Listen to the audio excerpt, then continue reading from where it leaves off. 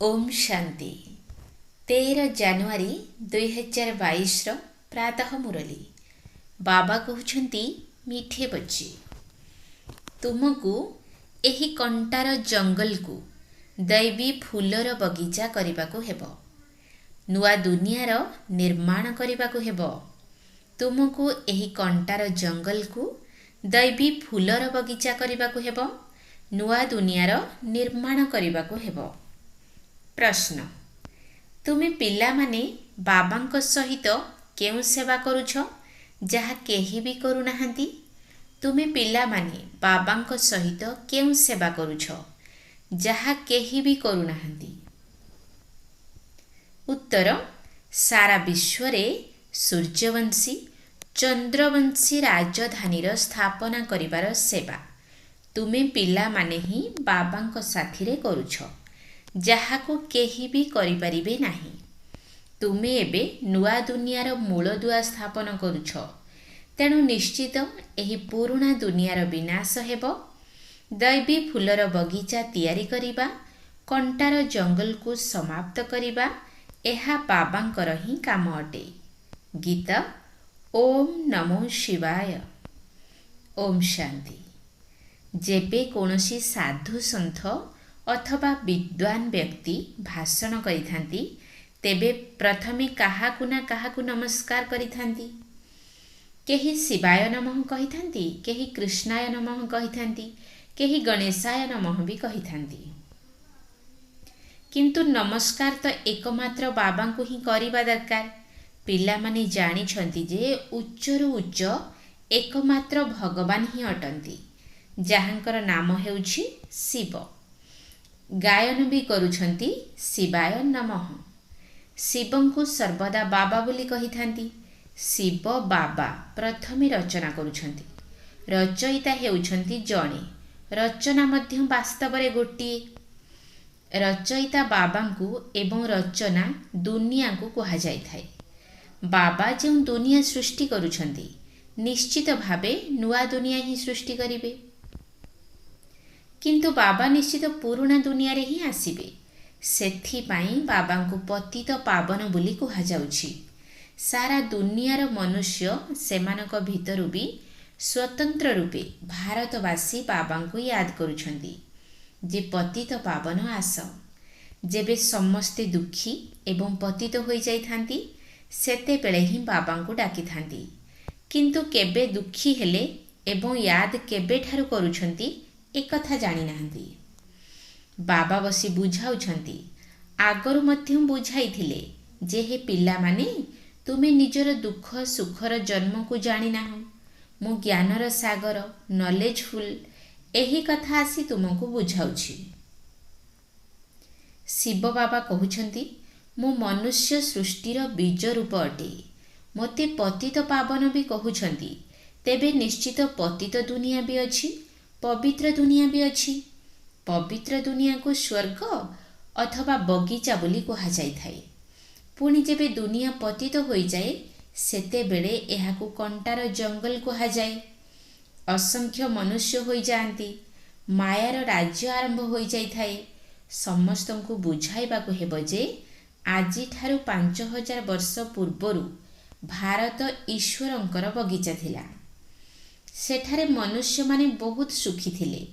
नुआ दुनिया रे केवल भारत ही थिला, अन्य कोनोसी राष्ट्रर चिन्ह वर्ण मध्य नथिला। नुआ भारत रे पुणी नुआ दिल्ली भी थिला, जहाको परिस्तान बोली कहा जाउथिला। भारत हीरा तुल्य थिला, ताको ही सुख धाम कहूथिले। एबे तो भारत पुराणा होई जाइछि, एहाको ही दुख धाम बोली कहुछंती। एबे बाबा बुझाउछंती जे लोकमानंकु बुझाइबा पई आजिकाली दिल्ली रे विश्व नवनिर्माण प्रदर्शनी करुछंती जे एही विश्व नुआ किपरि होइथाय। चित्र सम्मुखरे रखी आउ केही बुझाई परिबे नाही, ना केही एपरि विश्व नवनिर्माण प्रदर्शनी खोली परिबे। एहा प्रथम थर ही हेउछि जेउठारे ब्रह्मा कुमार कुमारी माने बसी बुझाउछंती भारत जेतेबेले नुआ थिला सेतेबेले ही सुखी थिले। ସେଠାରେ ଲକ୍ଷ୍ମୀ ନାରାୟଣ ରାଜ୍ୟ କରୁଥିଲେ। ବିଷ୍ଣୁପୁରୀ ନୂଆ ଦୁନିଆ ଥିଲା। ନୂଆ ଦୁନିଆର ନିର୍ମାଣ ଅଥବା ମୂଳଦୁଆ ପକାଇବା ଏହା ପରମପିତା ପରମାତ୍ମାଙ୍କର ହିଁ କାମ ଅଟେ। ଯେଉଁ ଭାରତବାସୀମାନେ ନିଜକୁ ନିଜେ ହିଁ ପତିତ ଭ୍ରଷ୍ଟାଚାରୀ କହୁଛନ୍ତି, ସେମାନେ ନୂଆ ବିଶ୍ୱର ନିର୍ମାଣ କରିପାରିବେ ନାହିଁ। ତୁମେମାନେ ଜାଣିଛ ସେମାନେ କ'ଣ ମୂଳଦୁଆ ପକାଉଛନ୍ତି। ବାବା କହୁଛନ୍ତି, ମୁଁ ସ୍ୱର୍ଗ ନୂଆ ଦୁନିଆର ମୂଳଦୁଆ ସ୍ଥାପନ କରୁଛି। ଏହି ପୁରୁଣା ଦୁନିଆ ବିନାଶ ହେବାର ଅଛି। ଏହା ହେଉଛି କଣ୍ଟାର ଦୁନିଆ। ଏଠାରେ ମନୁଷ୍ୟମାନେ ଯେପରି କଣ୍ଟା ସଦୃଶ ଅଟନ୍ତି, ପରସ୍ପରକୁ ଦୁଃଖ ଦେଇ ଚାଲିଛନ୍ତି। ଭାରତ ଈଶ୍ୱରଙ୍କର ବଗିଚା ଥିଲା। ଏହାକୁ ଈଶ୍ୱର ସ୍ଥାପନ କରିଥିଲେ। ସେଥିପାଇଁ ଶିବାୟ ନମଃ ବି କହୁଛନ୍ତି। ଶିବ ବାବା କିପରି ସ୍ଥାପନ କରିଥିଲେ? ବାସ୍ତବରେ ଶିବ ବାବା ବ୍ରହ୍ମାଙ୍କ ଦ୍ୱାରା ଈଶ୍ୱରଙ୍କର ବଗିଚା ଅଥବା ଦୈବୀ ଫୁଲର ବଗିଚା ସ୍ଥାପନ କରୁଛନ୍ତି। ବାବା କଣ୍ଟାର ଜଙ୍ଗଲକୁ ପରିବର୍ତ୍ତନ କରି ଦୈବୀ ସ୍ୱରାଜ୍ୟ ସ୍ଥାପନ କରିବେ। ସେଥିପାଇଁ ପିଲାମାନଙ୍କୁ ନିମନ୍ତ୍ରଣ ଦେଉଛନ୍ତି। ଏଠାରେ ମଧ୍ୟ ପିଲାମାନେ ନିମନ୍ତ୍ରଣ ଦେଉଛନ୍ତି ଯେ ବାବା ନୂଆ ଦୁନିଆର ସ୍ଥାପନା ଏବଂ ପୁରୁଣା ଦୁନିଆର ବିନାଶ କିପରି ହେଉଛି, ଏ ସମ୍ବନ୍ଧରେ ଆମେ କିପରି ବୁଝାଉଛୁ ଆପଣ ଆସି ଦେଖନ୍ତୁ ଏବଂ ଶ୍ରୀମତ ଦିଅନ୍ତୁ। ସେଥିପାଇଁ ବାବାଙ୍କୁ ଡାକୁଛନ୍ତି। ବର୍ତ୍ତମାନ ଏହି ଚିତ୍ର ସମ୍ବନ୍ଧରେ କାହାକୁ ବୁଝାଇବା ତ ବହୁତ ସହଜ ଅଟେ। ଉପରେ ପରମପିତା ପରମାତ୍ମାଙ୍କର ଚିତ୍ର ରହିଛି। ଶିବାୟ ନମଃ ସବୁଠାରୁ ଉଚ୍ଚ। ସିଏ ପୁଣି ନୂଆ ଦୁନିଆ ରଚନା କରୁଛନ୍ତି। ନୂଆ ଦୁନିଆରେ ଏହି ଦେବୀ ଦେବତା ଲକ୍ଷ୍ମୀ ନାରାୟଣଙ୍କର ହିଁ ରାଜ୍ୟ ଥିଲା। ପରମପିତା ପରମାତ୍ମା ସର୍ବୋଚ୍ଚ ଅଟନ୍ତି। ସିଏ ପୁଣି ଥରେ ବ୍ରହ୍ମା ଏବଂ ବ୍ରହ୍ମା କୁମାର କୁମାରୀମାନଙ୍କ ଦ୍ୱାରା ସୂର୍ଯ୍ୟବଂଶୀ ଚନ୍ଦ୍ରବଂଶୀ ରାଜଧାନୀର ସ୍ଥାପନା କରୁଛନ୍ତି। ସେମାନେ ସତ୍ୟଯୁଗ ଆଦିରେ ଥିଲେ। ତେବେ ସ୍ଥାପନା ନିଶ୍ଚୟ କଳିଯୁଗ ଅନ୍ତ ସମୟରେ ହିଁ କରିଥିବେ। ପୁଣି ଏବେ ସଙ୍ଗମ ଯୁଗରେ ହିଁ କରୁଛନ୍ତି। ବାସ୍ତବରେ ସବୁ ଆତ୍ମାମାନେ ଶିବଙ୍କର ସନ୍ତାନ ଅଟନ୍ତି। ପ୍ରଜାପିତା ବ୍ରହ୍ମାଙ୍କର ବି ସନ୍ତାନ ଅଟନ୍ତି। ପ୍ରତ୍ୟେକ ଆତ୍ମା ଭିତରେ ସମସ୍ତ ଅଭିନୟ ନିର୍ଦ୍ଧାରିତ ହୋଇ ରହିଛି। ବ୍ରହ୍ମା ବାବା ପ୍ରଥମ ଅଭିନେତା ଅଟନ୍ତି, ଯାହାଙ୍କୁ ପୁରା 84 ଜନ୍ମ ନେବାକୁ ହେବ। ପୁନର୍ଜନ୍ମ ନେବାର ପ୍ରଥା ତ ଆରମ୍ଭରୁ ରହିଛି। ସତୋପ୍ରଧାନ ପୁଣି ସତୋ ରଜୋ ତମୋ ହେଉଛନ୍ତି। ଯେବେ ସତୋପ୍ରଧାନ ଥିଲେ ତେବେ ସୂର୍ଯ୍ୟବଂଶୀ ଲକ୍ଷ୍ମୀ ନାରାୟଣଙ୍କର ରାଜ୍ୟ ଥିଲା। 16 କଳା ସମ୍ପୂର୍ଣ୍ଣ ଥିଲେ। ପୁଣି 14 କଳା ହେଲେ। ଏହି ଦୁଇଟି ଯୁଗକୁ ଫୁଲର ବଗିଚା କୁହାଯାଇଥାଏ। ତାହା ସୁଖଧାମ ଥିଲା। ଏହି ଚିତ୍ରଗୁଡ଼ିକ ଉପରେ ବୁଝାଇବା ବହୁତ ସହଜ ଅଟେ। ଉପରେ ଶିବ ବାବା ଅଛନ୍ତି, ଯାହାଙ୍କ ଦ୍ୱାରା ବିଶ୍ୱ ନବନିର୍ମାଣ ହେଉଛି।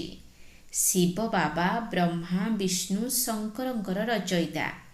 ଏହି କଥା ପିଲାମାନଙ୍କୁ ବୁଝାଇବାକୁ ହେବ ଯେ ନୂଆ ଦୁନିଆର ସ୍ଥାପନା ଏବଂ ପୁରୁଣା ଦୁନିଆର ବିନାଶ ହୋଇଥାଏ।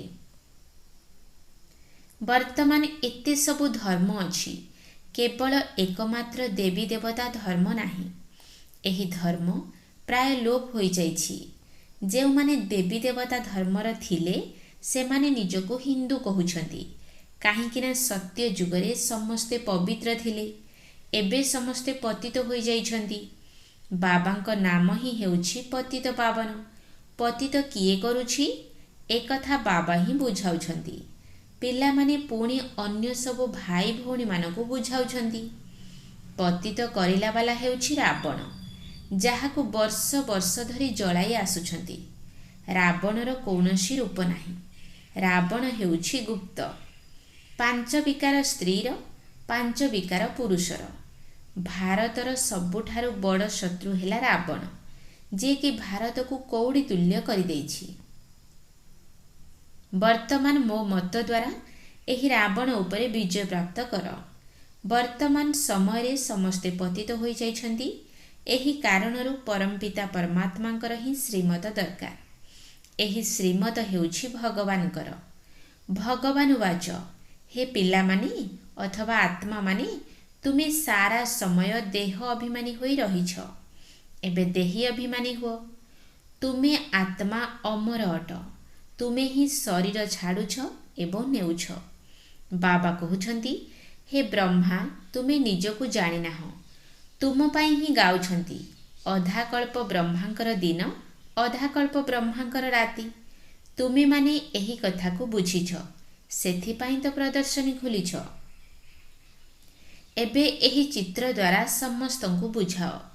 ବର୍ତ୍ତମାନ ଏହି ବ୍ରହ୍ମା ଏବଂ ବ୍ରହ୍ମା କୁମାର କୁମାରୀମାନେ ପରମପିତା ପରମାତ୍ମାଙ୍କ ଦ୍ୱାରା ବର୍ଷା ନେଉଛନ୍ତି। ଗାୟନ କରାଯାଇଥାଏ ଯେ ଜ୍ଞାନ ସୂର୍ଯ୍ୟ ପ୍ରକଟ ହେଲେ ଅଜ୍ଞାନ ଅନ୍ଧକାର ବିନାଶ। ଏହା ହଦ୍ର ସୂର୍ଯ୍ୟଙ୍କ କଥା ନୁହେଁ। ମୁଁ ଜ୍ଞାନ ସୂର୍ଯ୍ୟ ଏହି ସମୟରେ ଜ୍ଞାନର ବର୍ଷା କରୁଛି, ଯାହାଦ୍ୱାରା ତୁମେ ପତିତରୁ ପାବନ ହେଉଛ। ବର୍ଷାର ପାଣି କାହାକୁ ପବିତ୍ର କରିପାରିବ ନାହିଁ।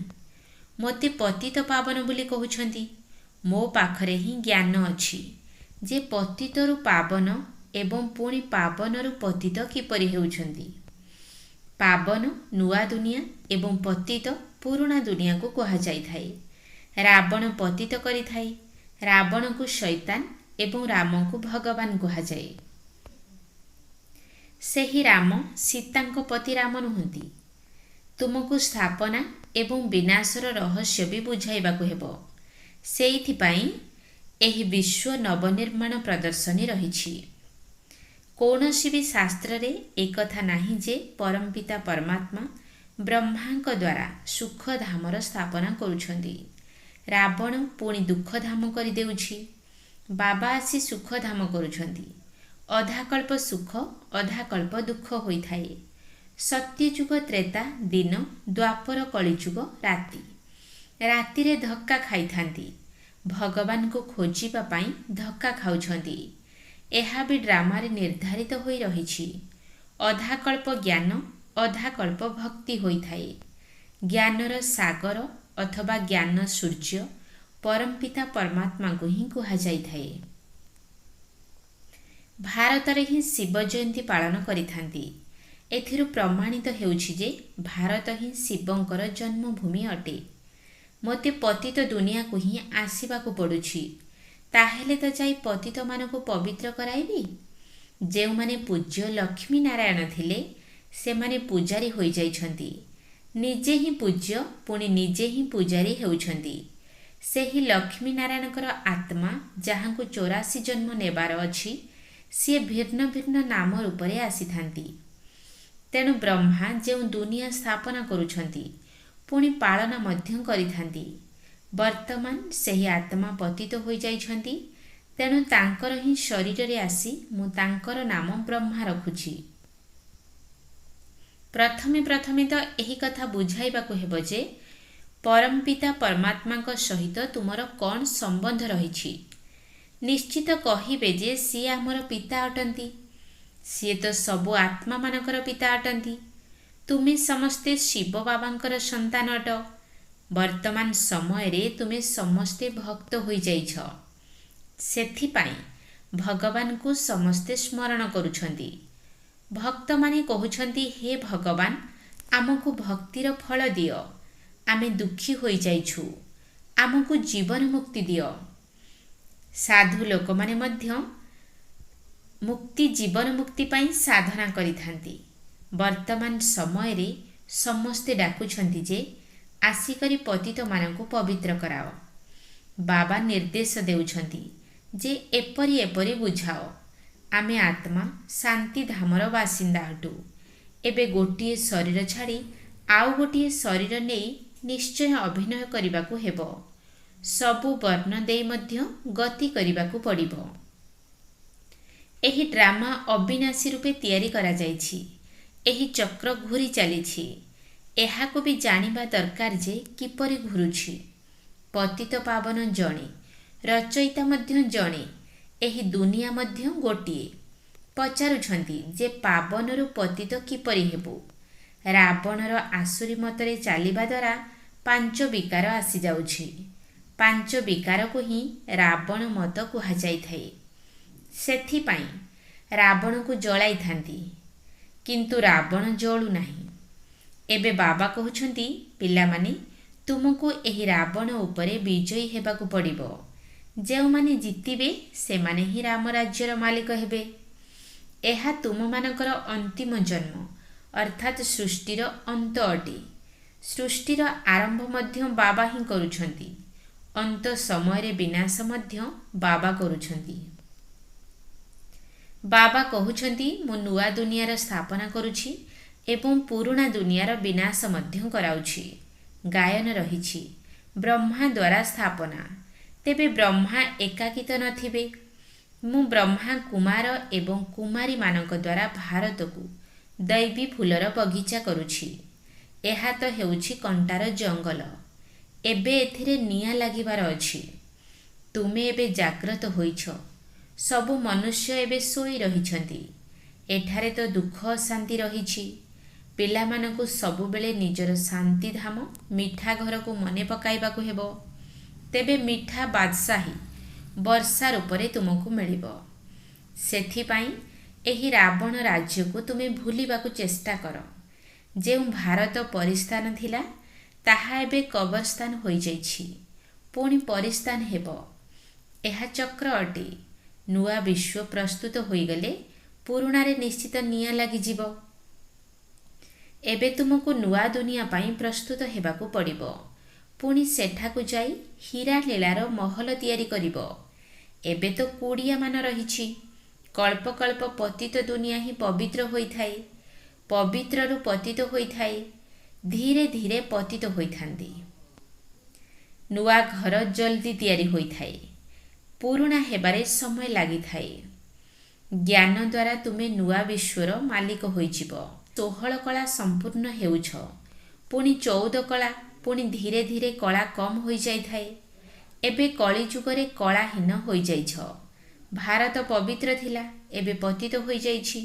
ଏହି ଖେଳ ଭାରତରେ ହିଁ ହେଉଛି। ରାବଣଠାରୁ ହାରିଲେ ହାରିଯିବ। ଏବେ ତୁମେ ଶ୍ରୀମତ ଆଧାରରେ ବିଜୟୀ ହେଉଛ। ଆଚ୍ଛା, ମିଠା ମିଠା ଶିଖିଲା ଦେ ସନ୍ତାନମାନଙ୍କ ପ୍ରତି ମାତା ପିତା ବାପ ଦାଦାଙ୍କର ମଧୁର ସ୍ନେହଭରା ସ୍ମୃତି ଏବଂ ସୁପ୍ରଭାତ। ଆତ୍ମିକ ପିତାଙ୍କର ଆତ୍ମିକ ସନ୍ତାନମାନଙ୍କୁ ନମସ୍ତେ। ଆତ୍ମିକ ସନ୍ତାନମାନଙ୍କର ଆତ୍ମିକ ବାପ ଦାଦାଙ୍କୁ ନମସ୍ତେ ନମସ୍ତେ ନମସ୍ତେ। ସୁପ୍ରଭାତ। ଧାରଣା ପାଇଁ ମୁଖ୍ୟ ସାର। 1 ନମ୍ବର ପଏଣ୍ଟ। ଶ୍ରୀମତ ଆଧାରରେ ଭାରତକୁ ପବିତ୍ର କରିବାର ସେବା କରିବାର ଅଛି। ରାବଣର ମତକୁ ଛାଡ଼ି ଏକମାତ୍ର ବାବାଙ୍କର ଶ୍ରୀମତରେ ଚାଲିବାର ଅଛି। ଶ୍ରୀମତ ଆଧାରରେ ଭାରତକୁ ପବିତ୍ର କରିବାର ସେବା କରିବାର ଅଛି। ରାବଣର ମତକୁ ଛାଡ଼ି ଏକମାତ୍ର ବାବାଙ୍କର ଶ୍ରୀମତରେ ଚାଲିବାର ଅଛି। 2 ନମ୍ବର ପଏଣ୍ଟ।